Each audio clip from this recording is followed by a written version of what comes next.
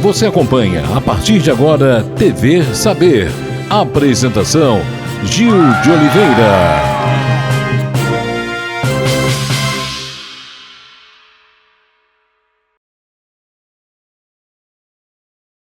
Um forte abraço a você, telespectador amigo da TV Cidade. TV Saber no ar. Hoje falaremos de um assunto extremamente delicado que está presente comumente em todos os nossos noticiários de uma forma geral. Falaremos sobre erros médicos. Para tanto, vamos conversar com a advogada doutora Ana Paula Nancy, que vai nos explicar tudo que se relaciona com erros médicos. Doutora, seja muito bem-vinda. Muito obrigado pela sua presença. Muito obrigada, Gil. Eu que agradeço pelo convite. Me sinto muito honrada. E tomara que eu consiga tirar algumas dúvidas aí sobre esse assunto, né? Eu tenho absoluta certeza. Em uma das suas afirmações, você diz que tanto pacientes quanto médicos devem conhecer de uma forma profunda seus deveres e direitos para que sejam evitados conflitos entre ambas as partes. Gostaria que você falasse a respeito. Claro. Toda vez que nós conhecemos os nossos direitos e os nossos deveres, fica mais fácil da gente reivindicar aquilo que a gente pode reivindicar na justiça ou até mesmo fora da justiça. E aos médicos, conhecer os deveres para com os pacientes também é necessário, para que eles possam atender da melhor forma possível os pacientes. Então eu sempre acredito que tanto aos médicos como aos pacientes, o conhecimento dos direitos e dos deveres é sempre a melhor solução, porque você não vai ter ninguém tentando buscar aquilo que não pode na justiça e abarrotar o judiciário de ações que não dariam resultado, né? É por isso que eu digo que tem que conhecer os direitos e os deveres. Você acha que, de uma forma geral, esses direitos e deveres estão sendo obedecidos? Olha, normalmente, na maior parte dos casos, sim. Os direitos e os deveres estão sendo obedecidos. Só que nós temos muitos casos em que ocorrem erros médicos ou que os direitos do paciente não são obedecidos, e aí o judiciário está aí para isso, para que o paciente possa entrar com ação, possa pleitear aquilo que ele entende que é direito dele, né? Você é especialista em direitos médicos e da saúde. Sim. Quando se falamos de direito médico e da saúde, você defende tanto médicos quanto pacientes? Eu gostaria que você explicasse. Sim, eu tenho um escritório e eu defendo tanto médicos como pacientes. A defesa dos médicos é feita na esfera administrativa, junto ao CRM. Aqui no estado de São Paulo é o CREMESP, mas em outros estados a sigla muda, né, conforme o estado. E são processos administrativos em que o paciente fez uma denúncia no conselho de algum erro que o médico cometeu, e aí eu faço essa defesa do médico nessa esfera administrativa. E tem também a esfera judicial, que é que o paciente procurou algum tipo de indenização por danos materiais ou por danos morais, e aí eu faço a defesa do médico também nessa esfera civil. E do paciente, normalmente, é em casos em que ocorreu o erro, e aí a gente ajuiza a ação para pleitear o dano material e o dano moral. Em relação ao paciente, tem ações também de busca de medicamentos, né? Às vezes medicamentos de alto custo que ele tentou obter junto ao poder público e não conseguiu, e aí a gente acaba entrando com ação também para pedir essa medicação via judicial. Na verdade, no sistema público de saúde, são alarmantes os dados de erros médicos. Como é que você analisa essa situação? Você, como advogada, você já deve ter atendido muitos casos desse aspecto. Infelizmente, sim. Os erros são muito grandes, né? O número de casos são grandes. Mas eu acredito que para a gente poder enfrentar o problema que ele está acontecendo e poder melhorar o sistema, seja a saúde pública ou seja a saúde suplementar, que são os planos de saúde, a gente precisa conhecer esses números, né? Precisa saber aonde os erros estão acontecendo para que a gente possa melhorar os protocolos que são implementados no sistema de saúde, treinar os médicos de forma melhor nas faculdades, para que esses erros que acontecem deixem de acontecer. Então, só conhecendo o que está acontecendo, só conhecendo os números, é que a gente vai poder fazer essa modificação, essa alteração nessa realidade que a gente vive hoje, que é uma realidade realmente alarmante, né? Então, agora em maio deste ano, em Caçapava, teve um caso realmente que chocou muita gente. Um jovem de 19 anos deu entrada em um hospital com diagnóstico de pneumonia. Então ele foi atendido e dispensado. Então ele retornou em menos de 24 horas e ele faleceu. Ele faleceu com epilepsia, né? De estado grave, faleceu também, choque séptico. Então a família entrou com um boletim de ocorrência. Como é que está essa situação? Então, eu não conheço esse caso internamente, não tive análise de prontuário, não posso dizer exatamente o que aconteceu. Mas nesses casos, normalmente, a gente tem um erro de diagnóstico, né? A pessoa vai até o pronto-socorro e aí o profissional que fez o atendimento não conseguiu identificar que aqueles sintomas que a pessoa estava apresentando eram compatíveis com uma infecção, né, que é a sepse, que se chama sepse.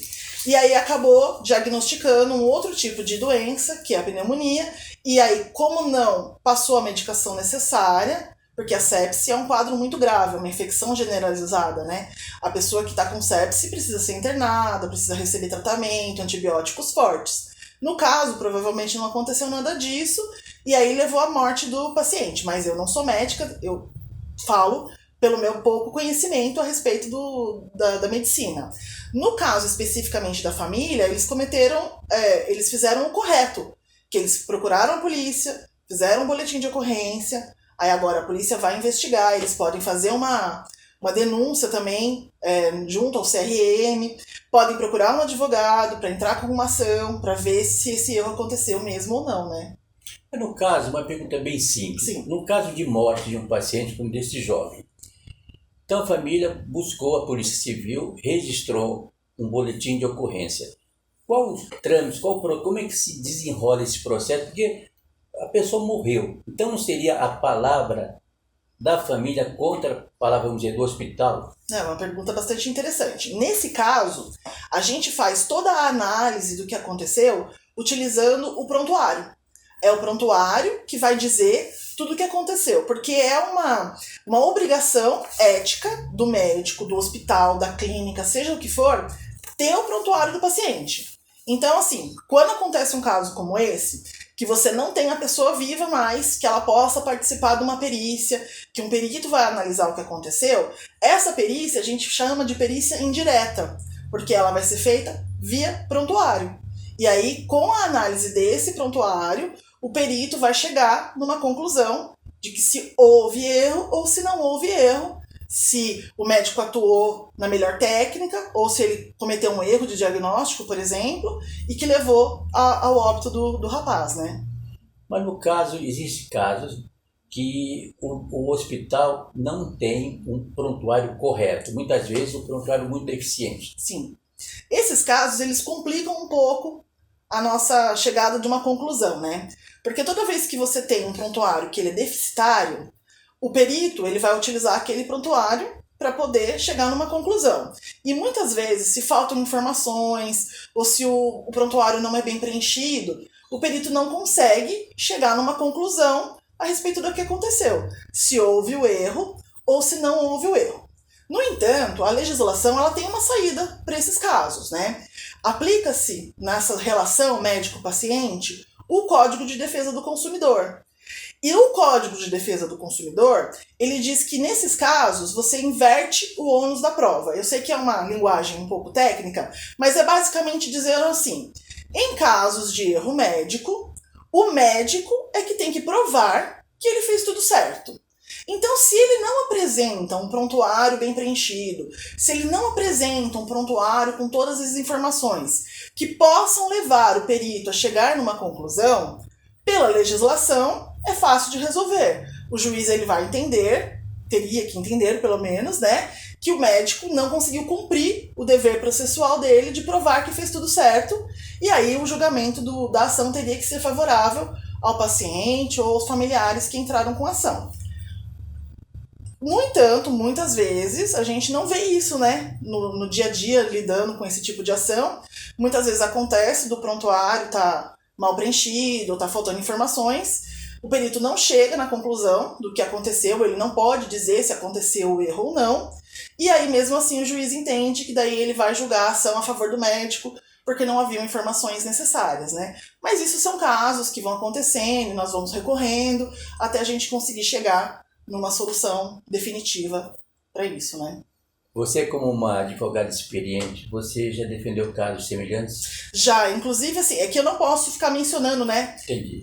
Pela questão de ética, eu não posso mencionar. Mas eu tenho um caso, que é aqui da região, eu não vou falar que cidade que os meus clientes, a mãe deles foi fazer um procedimento estético.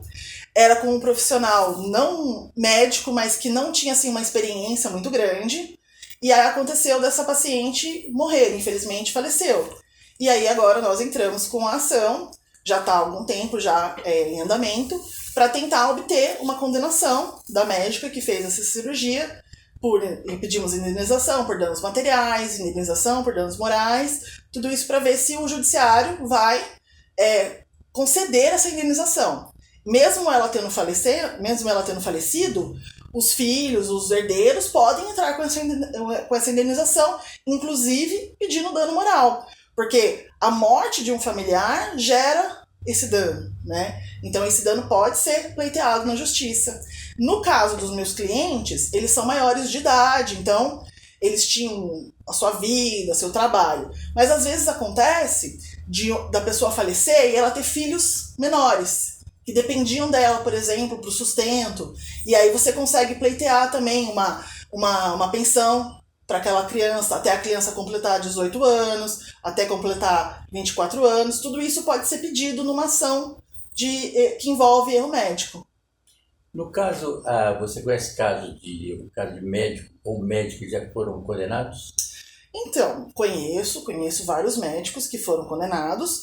A questão é que às vezes o médico ele é condenado numa primeira instância e se recorre da decisão, e aí a gente consegue reverter essa condenação numa segunda instância, e até mesmo o contrário, né? Muitas vezes no processo o médico ele é absolvido, né? No processo de primeira instância, e aí a outra parte recorre, e o tribunal acaba revertendo a decisão. É bastante comum acontecer esse tipo de situação, né? Ana, segundo pesquisas, os principais erros médicos seriam erros sobre medicação, imprudência, imperícia e diagnóstico errado. Sim. Você tem conhecimento? Sim, claro. Esses erros são muito comuns no dia a dia das clínicas, de hospitais, de consultórios. Eu só preciso fazer uma diferenciação, porque muitas vezes quando se fala em erro de medicação, aí a gente tem que diferenciar erro de prescrição e erro de administração, né? Porque a prescrição é o médico que faz. Então o erro ele pode acontecer nessa prescrição. O médico prescreve o remédio errado, ou ele prescreve numa miligrama errada. Aí é erro médico, é um erro do médico isso. Muitas vezes o médico prescreve de forma correta, ou o medicamento correto, ou a miligrama correta. E no momento em que esse medicamento vai ser aplicado no paciente, aí acontece um erro de administração do remédio. Então, são erros diferentes, o paciente vai sofrer da mesma forma, infelizmente, né? Mas um é erro médico, que é do médico, e o outro é erro de administração do remédio. Existe o erro de diagnóstico também, né? Que é quando o médico faz um diagnóstico errado e isso leva o paciente a ter uma lesão ou até mesmo a morte, como nesse caso, né, que nós mencionamos agora de Caçapava, que provavelmente deve ter sido um erro de diagnóstico, né? Falando assim, teoricamente, porque nós não conhecemos a fundo, né, o processo. E temos também erros de imprudência, imperícia, negligência, quando o médico ele não atende o paciente da forma necessária, um paciente que precisa de uma intervenção imediata, e aí o médico entende que não precisa ser imediata e acaba postergando isso para um dia seguinte, aí acaba trazendo dano ao paciente. Todos esses erros podem acontecer dentro tanto de um consultório, como de uma clínica, como de um hospital, e infelizmente nós vemos que as estatísticas mostram que esse número de erros são muito grandes, né? Erros que não deveriam existir, mas que infelizmente existem. Ana, quer dizer, existe casos também que pacientes, por exemplo, após uma doença grave, após uma cirurgia, ele não obedece às recomendações médicas e acontece caso uma cura Não completa, né? Não é completa. Nesse caso, o que é feito com relação a esse paciente? Então, em relação ao paciente, não é feito nada, né? A consequência vai ser o próprio paciente que vai sofrer, porque se ele não obedece às recomendações do médico numa pós-cirurgia ou num pós-tratamento, a tendência é que o resultado, que teoricamente seria obtido, não chegue no que é almejado, né? Isso pode ser tanto para um tratamento de uma doença, como de um tratamento estético, né? A pessoa muitas vezes faz uma cirurgia estética e o médico traz algumas recomendações para aquela pessoa de que ela não pode, sei lá, fazer exercício físico, não pode se expor ao sol, porque isso vai fazer com que a cicatriz, por exemplo, fique mais evidente, e aí a pessoa não obedece a orientação do médico. A pessoa vai sofrer a consequência daquele ato dela, que é não ter o resultado que ela gostaria, né? Aí o médico tem condição de se defender caso aquela pessoa ajuize uma ação dizendo que a cirurgia não foi adequada ou que o médico cometeu algum erro, se ele conseguir comprovar que o paciente não obedeceu todas as orientações que ele passou, né? Outro fato que está comumente em todas as redes sociais em relação aos casos graves, resultados não favoráveis sobre harmonizações faciais, entendeu? Então, isso é quase que diário, você vê na mídia de uma forma geral. O que a lei fala com relação a isso? Tá. A harmonização facial, ela está realmente explodindo hoje em dia, né? E nós temos, assim, vários tipos de profissionais que fazem a harmonização facial. Nós temos os médicos e temos profissionais não médicos que fazem esse tipo de harmonização.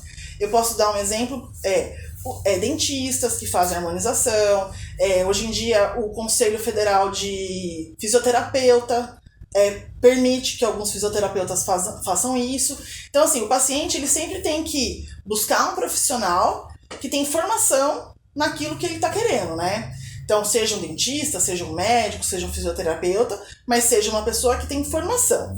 Infelizmente, o que a gente vê normalmente nesses casos midiáticos, né, que chegam à mídia, são profissionais que não são formados em medicina, que o resultado não é o adequado ou o esperado. Normalmente, quando é um médico que faz o procedimento, esse procedimento tende a ficar melhor. É óbvio que existem procedimentos que não dão certo e que são médicos que fizeram. Isso aí, ninguém está livre de falhas, né? Mas se você pegar os casos mais midiáticos, que aconteceram erros maiores, que as pessoas ficaram com deformidades, que as pessoas ficaram mal, você tem um profissional que não é médico fazendo um procedimento de harmonização facial, né? Esses casos, eles se multiplicam, né? Sim. Sim. Em um dos seus vídeos, você fala interessante, que você se dirige aos cirurgiões plásticos sobre uma modificação implantada pelo STJ, que é o Supremo Tribunal de Justiça, com relação às cirurgias plásticas. Isso. Eu gostaria, por favor, que você explicasse. Eu primeiro preciso explicar o seguinte: a responsabilidade que o médico tem com o paciente é uma responsabilidade de que ele não pode garantir o resultado do tratamento. Então, assim, quando eu procuro um médico que eu estou doente, é óbvio que o médico ele tem que fazer tudo o que está à disposição dele, todo o conhecimento da medicina, para fazer com que eu me cure daquela doença. Só que ele não pode garantir para mim que eu vou me curar. Já o cirurgião plástico é diferente. Essa responsabilidade do cirurgião plástico com o paciente muda. Porque quando eu procuro o cirurgião plástico, eu não estou doente. Eu quero mudar alguma coisa em mim, que eu quero que ela fique melhor do que ela está. Então, toda vez que o cirurgião plástico ele se propõe a fazer uma cirurgia plástica numa pessoa, ele tem que garantir para essa pessoa que ela vai ficar melhor, né? E aí, nós tínhamos processos que as pessoas entravam para discutir essa questão.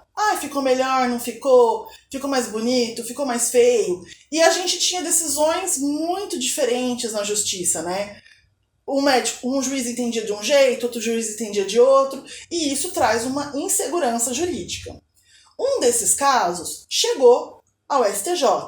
E para tentar resolver essa situação, o que o STJ decidiu?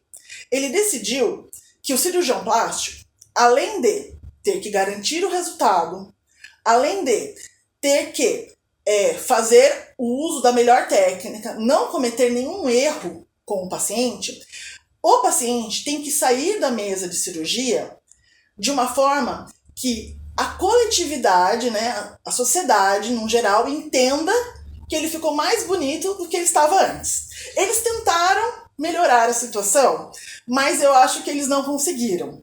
Porque também é um conceito muito subjetivo, né? Exatamente. O que a coletividade entende como belo, como bonito?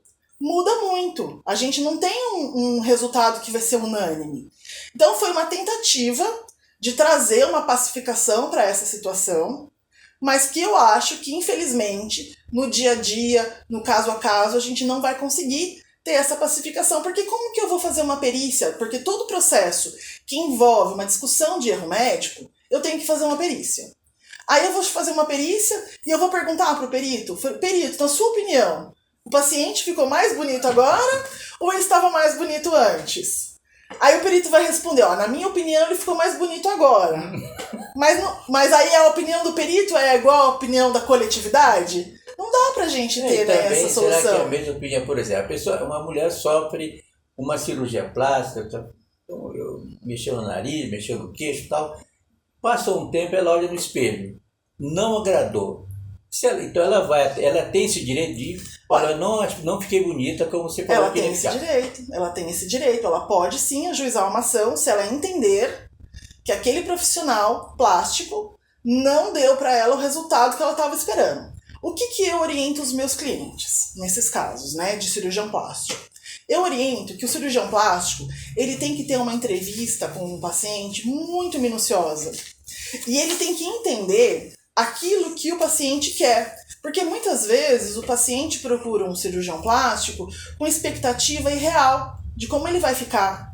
Ele tem um modelo na cabeça dele, de uma pessoa famosa, que ele quer ficar igual àquela pessoa, parecido, e ele não consegue trazer isso para o paciente. Então, o cirurgião plástico, nessa entrevista, ele tem que deixar bem claro para o paciente o que é possível de ser feito, quais as expectativas que são reais naquele caso. Deixar isso bem registrado no prontuário do paciente. Fazer um termo de consentimento para o paciente assinar, em que essas informações estejam lá escritas, que o paciente tem ciência de que talvez aquele resultado almejado por ele é irreal. Isso tudo não vai evitar que o cirurgião seja demandado na justiça, mas vai possibilitar que ele apresente uma defesa e que vai talvez evitar a condenação desse cirurgião, né? Então essa é a orientação que eu daria aos cirurgiões plásticos. Procedimentos cirúrgicos. Foi muito comum casos estranhos, por exemplo, esquecimento de objeto dentro do corpo da pessoa, procedimento do lado errado, em vez de era para operar a perna esquerda, operou a perna direita. Como é que se processa isso? Infelizmente, esse tipo de erro ainda costuma acontecer. Não deveria acontecer de forma nenhuma, porque os hospitais e lugares em que fazem esse tipo de operação, clínicas, seja o que for, teriam que ter protocolos para evitar esse tipo de erro. Mas, infelizmente, esses erros acontecem. Em relação a material cirúrgico que se esquece dentro do paciente, a ação é de danos, pode ser de dano moral, de dano material. De dano moral porque é uma angústia, né, para a pessoa saber que foi esquecido alguma coisa dentro dela. Isso pode trazer dor, pode trazer alguma consequência. E o dano material é o ressarcimento do valor que ele pagou para fazer a cirurgia, do valor que ele pagou para que um outro cirurgião tivesse que fazer uma cirurgia para retirada daquele material.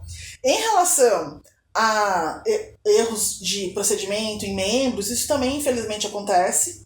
E é também o mesmo tipo de ação, né? Ação para buscar indenização por erro material, por dano material ou por dano moral. Mas aí cada caso vai diferenciar, né? Porque pode ser uma amputação errada, por exemplo. É muito mais grave você amputar um membro errado do que você, por exemplo, teria que operar um menisco e ele operou o joelho direito em vez de operar o esquerdo, né? Então aí o grau de dano muda conforme o erro que vai acontecendo, né?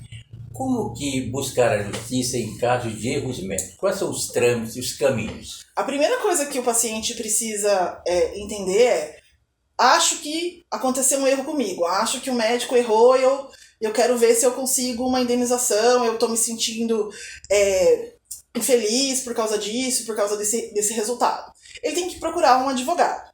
Eu sugiro que ele procure um advogado especialista em direito médico. Por quê? Porque esse advogado vai ter maior conhecimento a respeito daquele trâmite, maior conhecimento. Não que o advogado seja um especialista em medicina, né? Porque nós somos advogados. Mas como a gente vê casos como esse todos os dias, a gente consegue fazer uma análise, uma pré-análise no caso, para saber se tem condição de entrar com ação ou não. Normalmente os advogados que trabalham com essa área já tem um médico que atua com eles como um assistente técnico, que vai fazer uma análise de prontuário para saber o que aconteceu. Então, a primeira coisa é procurar um advogado. É claro que se o erro foi de uma forma tão grave que ele precisou procurar outro médico para fazer o tratamento, é óbvio que ele procura esse médico primeiro, resolve a sua situação e depois ele procura um advogado, né? Aí o advogado vai fazer o ajuizamento dessa ação, que pode ser uma denúncia junto ao conselho, ao CRM, para iniciar um processo administrativo contra aquele médico.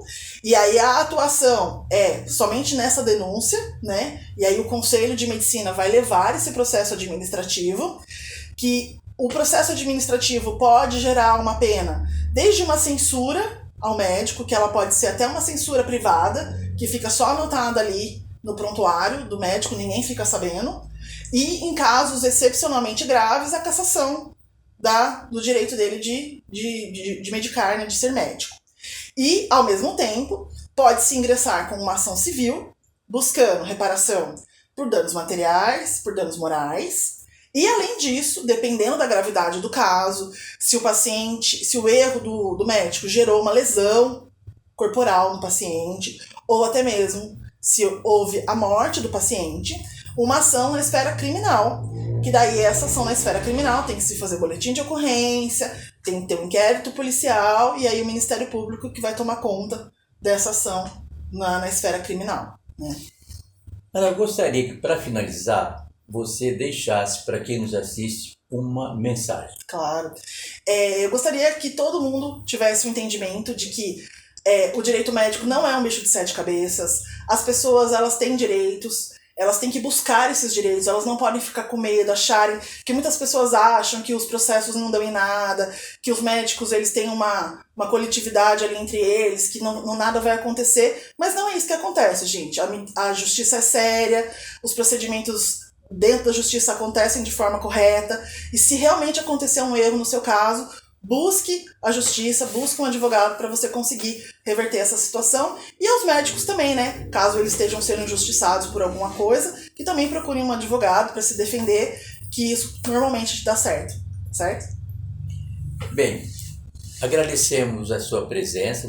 Conversamos com a doutora Ana Paula Nance, advogada, especialista em direito médico e da saúde, falamos sobre erros médicos. Agradecemos todas as suas afirmações, pelo seu conhecimento, e esperamos que você volte brevemente. Eu que agradeço, voltarei com certeza, é só me convidar que eu venho. Muito obrigada. Nós aqui agradecemos. TV Saber chega ao seu final, agradecemos a sua atenção, a sua sintonia, a sua audiência. Estaremos de volta na próxima semana.